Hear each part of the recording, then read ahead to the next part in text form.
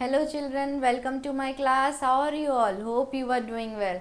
So now today's our topic is unseen passages. जो unseen passages हैं बच्चों, ये आपको through out the classes help करने वाले हैं. अप टू 12th आपके लिए ये सॉल्व करना हमेशा एग्जाम पेपर में अनसीन पैसेजेस आते ही हैं, उसके आगे भी हेल्पफुल हैं. तो ये ठीक से समझिएगा अनसीन पैसेजेस की अपठित अनुच्छेद. अनसीन पैसेजेस को हम हिंदी में क्या कहते हैं? अपठित अनुच्छेद. सो हेयर इज कैसे सॉल्व करते हैं अनसीन पैसेजेस को. तो अनसीन पैसेजेस से तात्पर्य है ऐसे गद्यांश, क्योंकि आप हिंदी में अनसीन पैसेजेस को किस फॉर्म में पढ़ोगे? गद्यांश के फॉर्म में पढ़ोगे. गद्यांश से जो विद्यार्थियों ने पहले कभी नहीं पढ़ा हो तो दिए गए पैसेज के आधार पर पूछे गए प्रश्नों के उत्तर देने के लिए निम्नलिखित बिंदुओं को ध्यान में रखना चाहिए. कौन कौन सी चीज़ें ध्यान में रखना है? जैसे पैसेज को हमेशा ध्यानपूर्वक पढ़कर उसके भाव को समझिए. जो पैसेज दिया है उसको समझो कि वो क्या कहना चाह रहे हैं. पैसेज के आधार पर पूछे गए प्रश्नों के उत्तर को पैसेज में ध्यानपूर्वक ढूंढने का प्रयास कीजिए. जो पैसेज में आपसे सवाल पूछे जा रहे हैं पैसेज के बाद, वो आपको पैसेज में ही ढूंढ के बताने हैं. नाउ टाइटल आकर्षक, छोटा व अनुच्छेद के भाव से मिलने वाला होना चाहिए. कभी कभी सवाल पूछ लेते हैं कि इस पैराग्राफ को आप कौन सा टाइटल देना चाहोगे, किस, तो टाइटल आपको ऐसा होना चाहिए जो उससे रिलेट कर पाए. ठीक है. नाउ पैसेज में रेखांकित अथवा तिरछे मोटे शब्दों का अर्थ अपने शब्द भंडार के आधार पर लिखिए. तो वोकेबलरी जहाँ पे हम लिखते हैं वहाँ पे आपको जो भी कलर्ड वर्ड्स होते हैं या थोड़े इटैलिक में यूज़ होते हैं तो उनके आप वर्ड्स के मीनिंग्स फाइंड आउट करके लिखना चाहिए. नाउ तो हम स्टार्ट करते हैं अपना फर्स्ट पैसेज. फर्स्ट पैसेज में हमसे कह रहे हैं a student should learn to think for himself. Students को सीखना चाहिए कि वो अपने बारे में कैसे सोचे. No one has ever been great by following others blindly. किसी दूसरे को फॉलो करना, अंधे रूप से आंख पे पट्टी लगाकर किसी और दूसरे को फॉलो करना, उसी के रास्ते पर चलना, ये कभी सही नहीं होता. When the teacher says something in the class, जब टीचर क्लास में कुछ कहती है तो the student should try to understand it for himself. Student को वो समझना चाहिए खुद के लिए कि वो क्या कहना चाह रही हैं. He should think about it in his own way. उसे फिर अपने ही तरीके से सोचना चाहिए. If he does not agree with the teacher, अगर वो टीचर की बातों से एग्री नहीं है, he should boldly say to him, उनको बोलना चाहिए उनसे कि मैं आपकी बातों से एग्री नहीं हूँ. अ good teacher will not be vexed at it. जो अच्छे टीचर्स होंगे वो कभी भी आप पर सवाल नहीं उठाएंगे, गुस्सा नहीं करेंगे. He will rather be glad to find, वो खुश होंगे ये जानकर कि such an intelligent student in his class, कि उनकी क्लास में कितने अच्छे इंटेलिजेंट स्टूडेंट्स हैं. So when a student will read a book, जब स्टूडेंट किताब पढ़ेंगे, he will not get it by heart what is written in the book. वो बिल्कुल एकदम से रट नहीं लेंगे उनको जो भी किताब में दिया होगा. ही will not be mayor a parrot, क्योंकि वो तोता नहीं है. ही विल थिंक, वो सोचेंगे, अंडरस्टैंड करेंगे, एब्जॉर्व करेंगे उस चीज़ को, and then absorb if necessary, अगर वो ज़रूरी हुआ तो. तो बच्चों हमारे पास जो फर्स्ट क्वेश्चन है वो क्या है? फर्स्ट क्वेश्चन हमको बोला गया है what does the writer advice students in the above passage. जो पूरा ऊपर पैसेज दिया है उसमें जो राइटर है जिसने ये पैसेज लिखा है वो क्या बताना चाह रहे हैं, क्या एडवाइस देना चाह रहे हैं स्टूडेंट्स को. तो क्या देना चाह रहे हैं? A student should learn to think of for himself, अपने लिए सोचे, and no one has to, और ब्लाइंडली किसी को फॉलो नहीं करे. So when the teacher says clear. Now why should a student learn thinking for himself. Student को अपने लिए क्यों सोचना चाहिए? Because no one has ever been great, क्योंकि कोई भी महान नहीं होता है जो दूसरों पे हमें ईजिली ट्रस्ट कर लेना चाहिए. So next one is what should a student do if he does not agree with the teacher in his class. अगर टीचर की बातों से एग्री नहीं है तो स्टूडेंट को क्या करना चाहिए? So the student should try to understand its himself and he should think about in his own way. If he does not agree, अगर वो उनकी बातों से एग्री ही नहीं है तो बोल्डली उनको कहना पड़ेगा. किनको? टीचर को. So this is answer number 3. Now what will a good teacher feel and do when a student puts a question before him, जब कोई बच्चा सवाल लेके जाएगा तो गुड टीचर, जो अच्छा शिक्षक होगा, वो क्या करेगा? So a good teacher will read, a good teacher will not be vexed at it and he will rather be glad to find that such an intelligent student are in his class. Fourth, now next one is what will a good teacher feel and do when a student puts a question, तो ये वाला हो गया. Now next,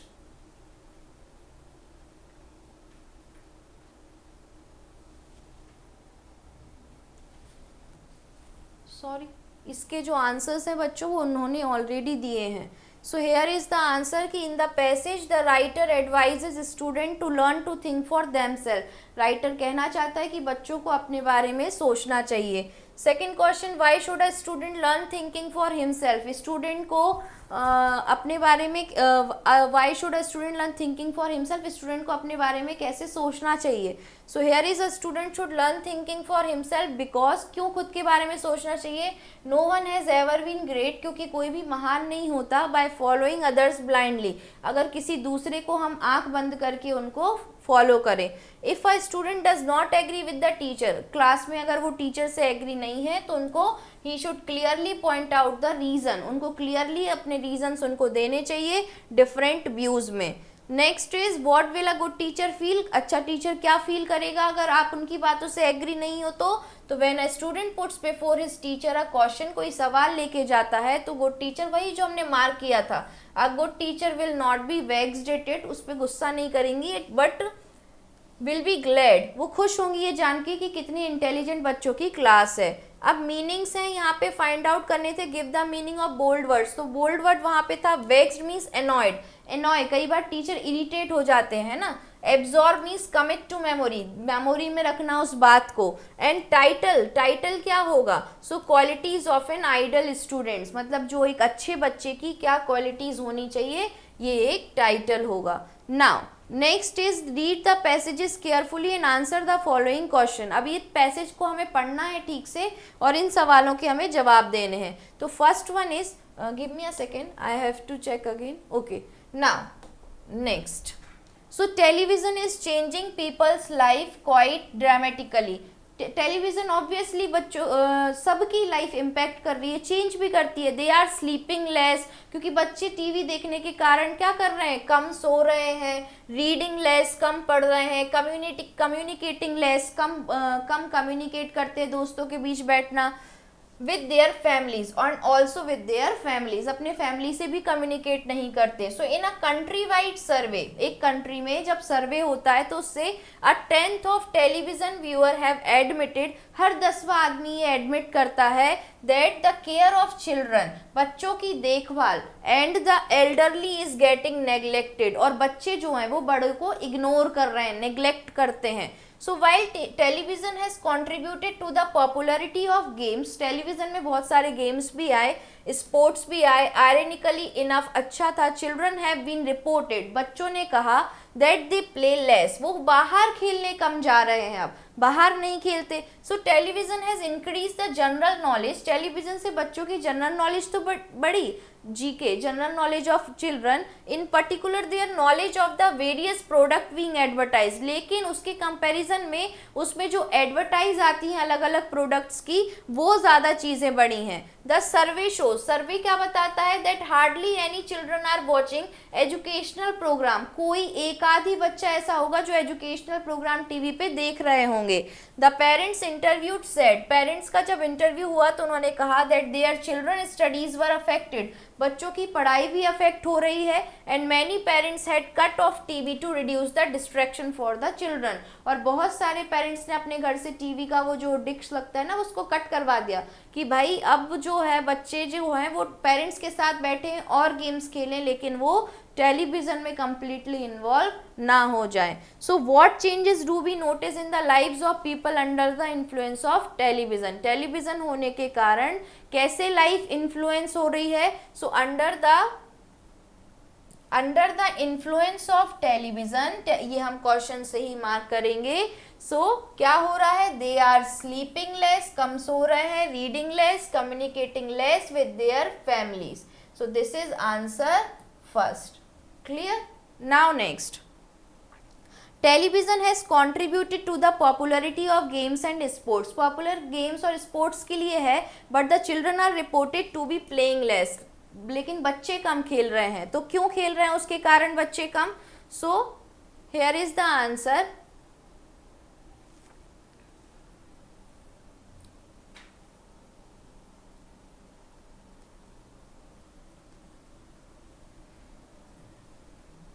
Now we have to write it down. Answer second. So although our television has contributed of games and sport. Games और sports तो आते ही हैं, उसकी नॉलेज भी बढ़ा रहे हैं बच्चों की गेम्स और स्पोर्ट्स में. Children are reported to be playing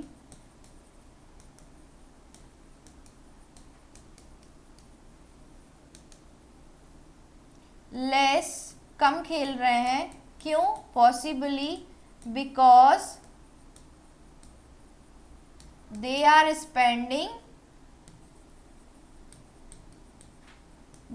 spending more time. वो ज़्यादा से ज़्यादा समय कहाँ लगा रहे हैं? In watching television.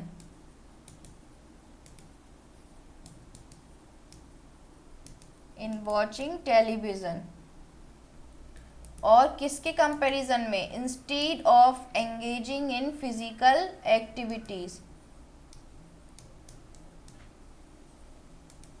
Physical activities के कंपैरिजन में वो अपने आप को टीवी में ही ज़्यादा इन्वॉल्व करके रखते हैं. Now why have been many parents cut off TV. बहुत सारे पेरेंट्स ने जो है वो टीवी को कट ऑफ क्यों कर दिया है? सो give me a second. Now so the survey shows. So many parents had to cut off the TV to reduce the distraction for the children. This is answer number third. कि बच्चों का जो TV के लिए जो distractions है वो थोड़ा कम हो के बच्चे फिजिकल एक्टिविटीज़ में ज़्यादा इन्वॉल्व हों. Now what part has been played by television in the field of games and sports. तो गेम्स और स्पोर्ट्स में टीवी का क्या रोल मॉडल है? So here is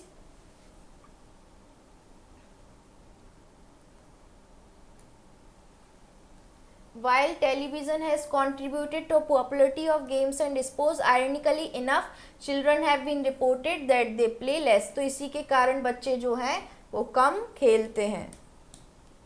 Now next is fifth.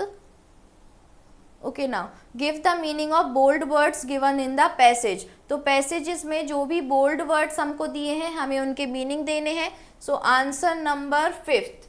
Answer fifth जो है वो आपका यहाँ पे है. क्लियर? नाउ सबसे पहले हमको यहाँ पे बोल्ड में दिया हुआ है, बोल्ड में हमको दिया गया है एडमिटेड. तो यहाँ पे हम एडमिटेड का मीनिंग लिखते हैं. Admitted. Clear? So admitted means admitted ironically and destruction. Admitted various reduce. Admitted various reduce. Reduce means less, various means many, admitted means accepted. Accepted. Clear? So these are the meanings. Now next, suggest a suitable title for the above passage. अब इस passage के लिए हमें suitable title जो है वो देना है. So here is impact of television. Impact of television. Impact of television किस पे है? टेलीविज़न का impact. Impact of television on daily lives. Daily lives में टीवी का क्या इम्पैक्ट है, ये इसका सुटेबल टाइटल होगा। और भी सुटेबल टाइटल्स होंगे जिसे आपको ढूंढना है। Clear? Now next is trees help to conserve soil and water in countries. पेड़ों की मदद से क्या होता है? सॉइल इरोजन आपने पढ़ा होगा, science in science and social science, both the subject, in both the subject you have covered the topic soil erosion।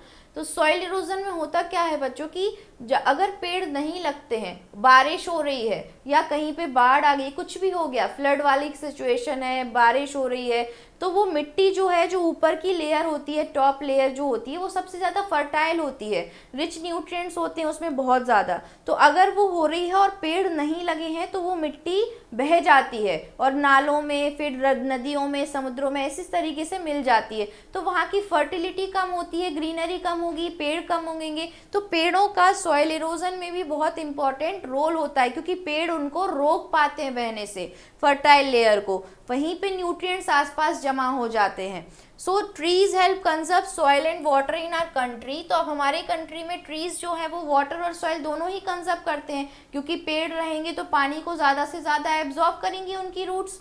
Now trees act as wind breaks and keep the wind from blowing away top soil. अगर हवा भी चल रही है तो उसकी जो top soil है, फर्टाइल लेयर, उसको वो नहीं उड़ा के ले जा पाएगी न्यूट्रिएंट्स को, उस सॉइल की लेयर को। क्यों? क्योंकि पेड़ उन्हें रोक लेंगे। So their roots prevent soil from being washed away, क्योंकि उनकी जड़ों में भी वो मिट्टी बंधी होती रहती है। तो यहाँ पे आपको दिखेगा, तो वो भी उनको प्रिवेंट करते हैं, हैवी रेन्स से भी प्रिवेंट करते हैं। Tree roots also help store water in the ground. Tree roots के कारण ही वाटर जो है अंडरग्राउंड स्टोर होता है।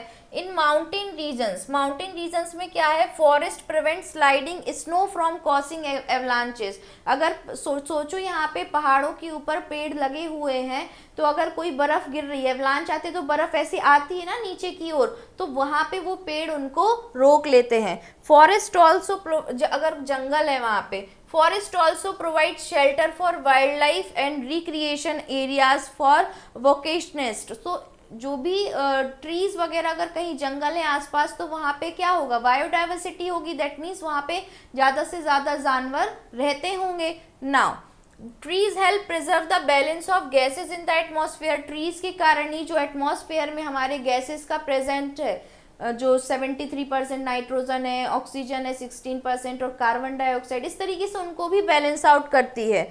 Now leaves of trees absorb carbon dioxide from the air. क्योंकि जो पेड़ जो होती है, उनकी लीव्स कार्बन डाइऑक्साइड लेती हैं, उसी से वो अपना फूड प्रिपेयर करती हैं। तो एटमॉस्फेयर में कार्बन डाइऑक्साइड भी बैलेंस रहती है, क्योंकि अगर वो बढ़ेगी तो ग्लोबल वार्मिंग और सारी चीज़ें जो है वो बढ़ती जाती हैं, गर्मी जैसे बढ़ रही है। क्यों? क्योंकि हम ज़्यादा से ज़्यादा डिफॉरेस्टेशन कर रहे हैं, पेड़ों को काट रहे हैं। Leaves of trees absorb carbon from the atmosphere. Carbon को करते हैं, और कौन सी रिलीज करते हैं? ऑक्सीजन हमारे लिए बहुत ज़रूरी है। So they also provide oxygen and release it into the atmosphere. Atmosphere में वो ऑक्सीजन गैस रिलीज करते हैं। The two processes are necessary. जो मैन के लिए बहुत प्रोसेस जो नेसेसरी हैं, ज़रूरी हैं। He could not survive if the air had too much carbon dioxide. अगर हवा में कार्बन डाइऑक्साइड की मात्रा बढ़ेगी तो इंसान नहीं सर्वाइव कर पाएंगे। और too little oxygen, carbon dioxide ज़्यादा होगी, ऑक्सीजन कम हो गई, तो सर्वाइवल गेम जीरो हो गया।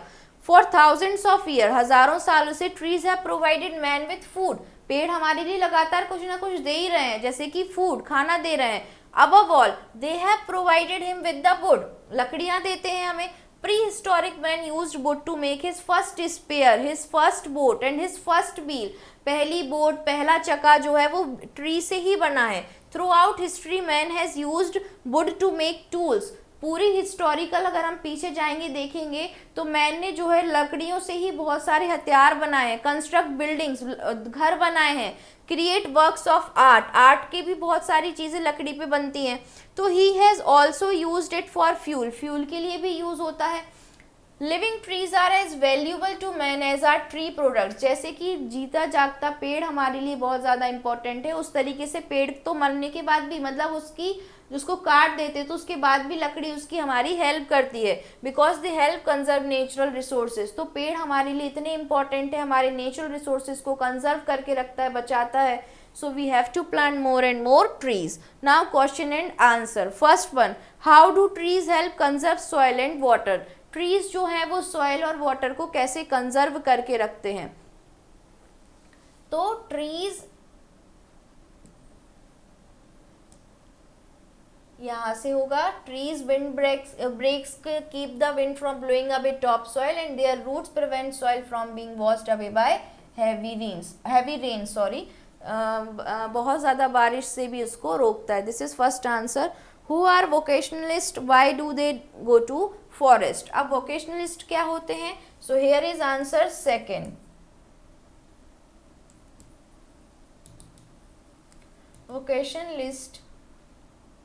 वोकेशनलिस्ट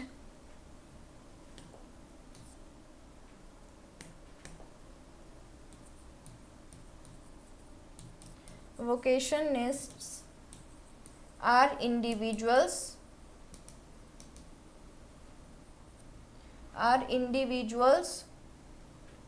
who go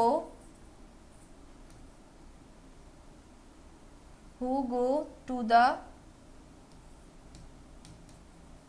forest for recreational activities. वहाँ पे बहुत सारी एक्टिविटीज़ को क्रिएट करते हैं, recreational activities.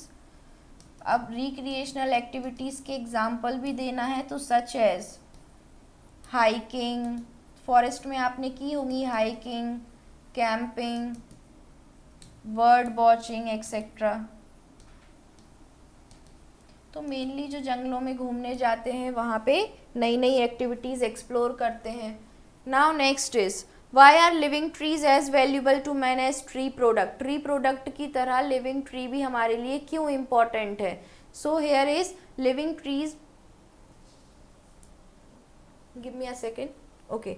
So this is answer number third, क्योंकि वो जो हमारे नेचुरल रिसोर्सेज हैं उनको ऑल्सो प्रिजर्व करके रखता है। नाउ नेक्स्ट, कंजर्व करके रखता है, sorry. Now how are trees useful in mountain regions? Mountain regions में ट्री कैसे यूजफुल्स हैं? Give me a second. तो हम यहाँ पे चलते हैं mountain. In mountain regions forest जो है वो स्नो को एवलांचेस कॉज करने से बचाते हैं।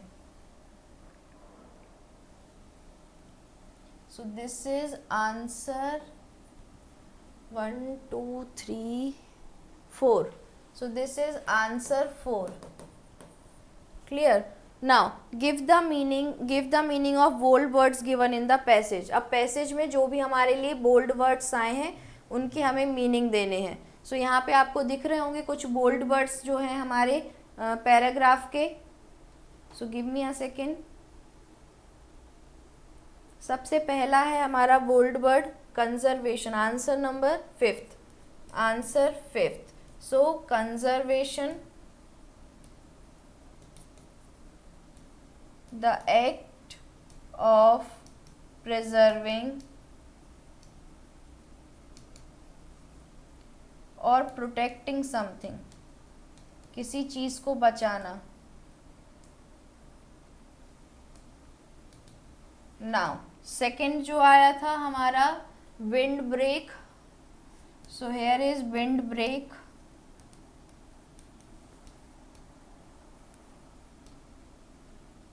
रोज of trees,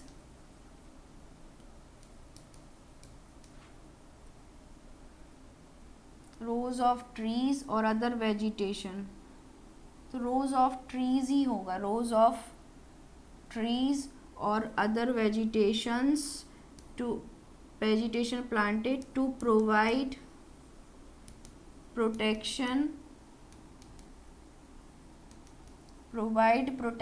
from the wind and reduce soil erosion.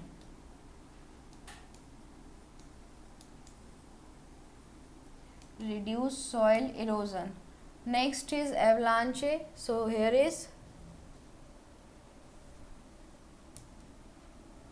Remaining meanings, remaining जो वर्ड्स बोल्ड हैं उनके मीनिंग्स आप फाइंड आउट करके लिखोगे, है ना। बहुत सारे आपको, आपकी वोकेबलरी तैयार हो जाएगी और बहुत सारे वर्ड्स आपको मिलेंगे. So next avalanche chase. तो क्या होता है, a sudden and rapid flow of snow जो बर्फ एकदम से आ जाती है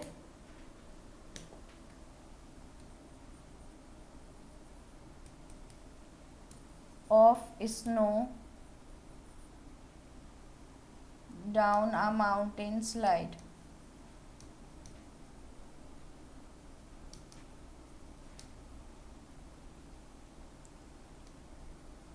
mountain inside.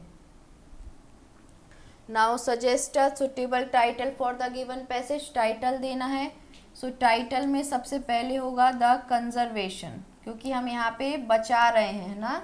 So the importance of tree, the importance of tree in the conservation of, the importance of trees, क्योंकि हम यहाँ पे ट्रीज की इम्पोर्टेंस ही पढ़ रहे हैं. Trees in environmental conservation. Environment को कंजर्व करने के लिए यहाँ पे टी भी कैपिटल होगा. TR trees. तो ये हमारा क्या हो गया, suitable title. Now okay, so this is all about unseen passage. Unseen passages को हम सॉल्व कैसे करते हैं, जैसे आप हिंदी में उसको गद्यांश कहते हो, तो उसको इसी वे में हमें सॉल्व करना है. पहले पैसेज पढ़ना है, पैसेज को ठीक से समझना है, उसमें जो भी आपको डिफ़िकल्ट वर्ड्स लगे उनको अंडरलाइन करना है. जो लगते हैं आपको कि उनका मीनिंग आपको नहीं पता है, तो उनके मीनिंग्स को, उनको अंडरलाइन करके उनके मीनिंग्स लिखना. फिर हम उसके क्वेश्चन आंसर्स, हमें पैसेज से ही ढूंढकर उसके क्वेश्चन आंसर्स हमें लिखना है, या फिर पैसेज से ही समझ के हम अपनी लैंग्वेज में भी उसे लिख सकते हैं अगर वो साइंस सेंट्रिक क्वेश्चंस हैं तो, है ना. साइंस के क्योंकि जो भी पॉइंट्स होते हैं उनको हम अच्छे से एक्सप्लेन कर पाते हैं, उनके बारे में हम जानते हैं अच्छे से. जैसे ट्री कंजर्वेशन, एनवायरमेंटल कंजर्वेशन, इनके बारे में हमने बहुत पढ़ा है. सॉइल इरोजन्स, ये सब पढ़े हैं. तो अगर उनकी डेफिनेशंस आप लिखना चाहो तो लिख सकते हो. बट प्रोबेबली हमें ज़्यादा कोशिश इसलिए करनी है कि आप ज़्यादा से ज़्यादा आंसर्स पैराग्राफ से ही फाइंड करके, अनसीन पैसेज से ही फाइंड करके और वहाँ पे लिख दो. Clear. So this is all about it. Have a nice day. Thank you class.